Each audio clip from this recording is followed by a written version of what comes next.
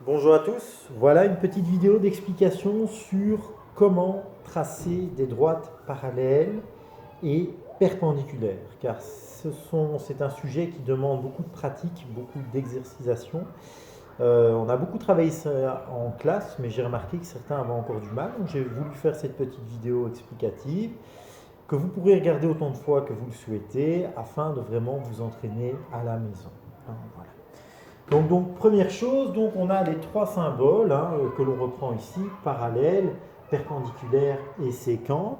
Attention, nous utilisons ce symbole-là pour séquente, mais dans la littérature mathématique, on peut en trouver d'autres. On peut trouver celui-ci par exemple. Donc ici, on voit très bien, on a une droite A qui est notée A minuscule, parce que les droites sont notées en minuscule, et les points sur ces droites en majuscule. Alors voilà, donc première chose, on va essayer de tracer une droite A qui sera parallèle à B. Donc A a déjà été tracé. Alors, donc pour ce faire, la première méthode est simplement l'utilisation de l'équerre. Alors regardez ici. Donc on va simplement utiliser en fait par superposition les lignes horizontales de notre équerre. Il y en a plusieurs et on choisira la ligne que l'on souhaite. Donc voilà, donc le principe va être de superposer l'une de ces lignes sur la droite qui est derrière moi et de tracer par la suite. Donc on y va, c'est parti. Donc regardez, moi je prends celle du milieu, je la superpose sur la ligne qui existe déjà, très bien du début jusqu'à la fin, et ensuite je trace comme ceci. Et je vois parfaitement, je la nomme B, c'est important, et je vois donc parfaitement qu'elle est bien parallèle.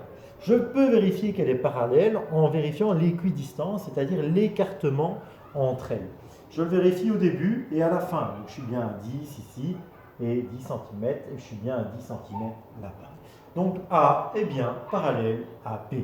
Ceci était la première méthode, la méthode la plus simple, la plus logique quand on utilise correctement son équerre.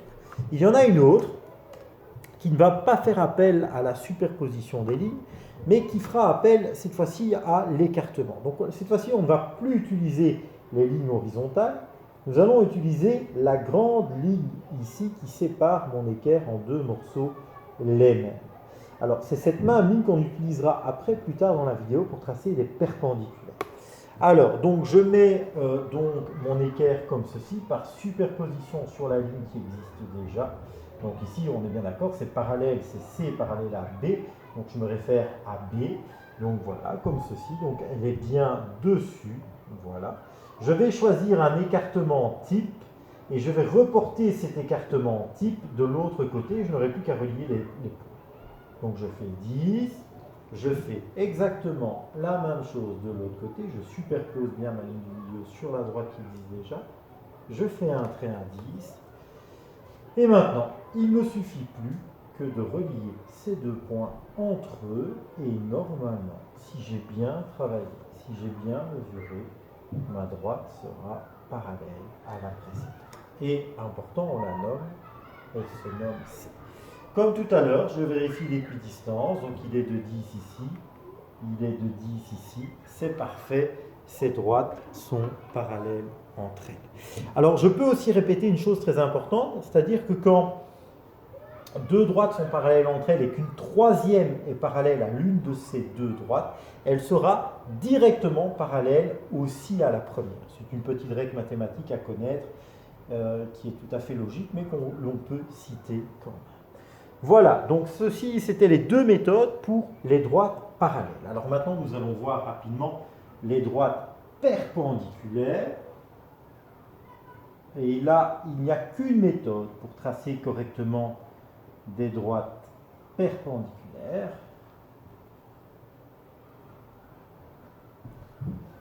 Hop, je trace dans un premier temps une droite A, encore une fois,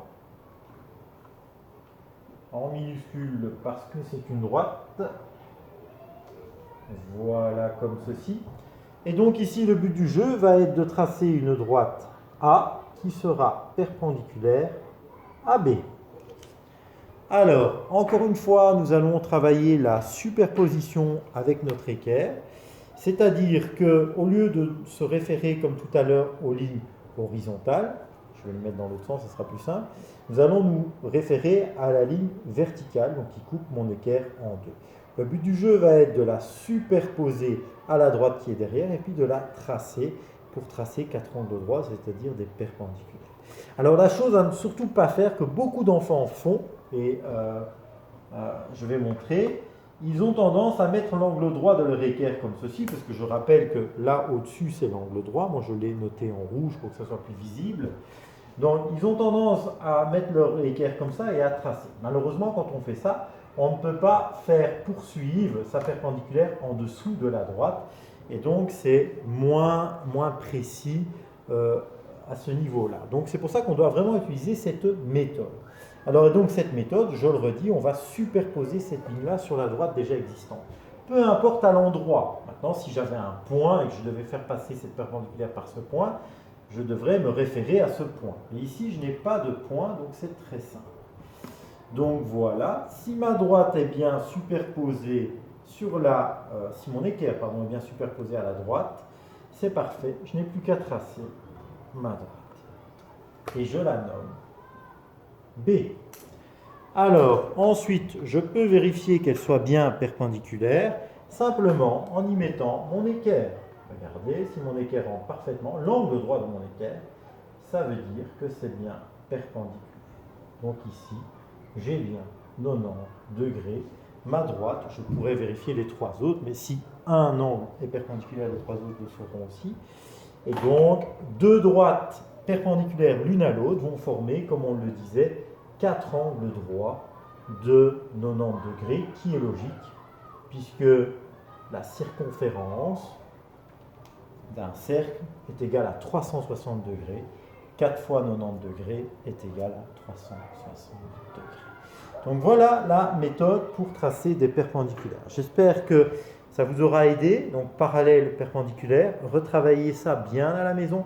Utilisez bien l'équerre, bien toutes les fonctionnalités de l'équerre, c'est-à-dire que ce n'est pas simplement fait pour tracer ou avec un angle droit ici. Il y a des lignes horizontales qui permettent de tracer des parallèles, et il y a une ligne verticale au milieu qui permet de tracer des perpendiculaires. On utilise son outil de manière optimum, c'est important.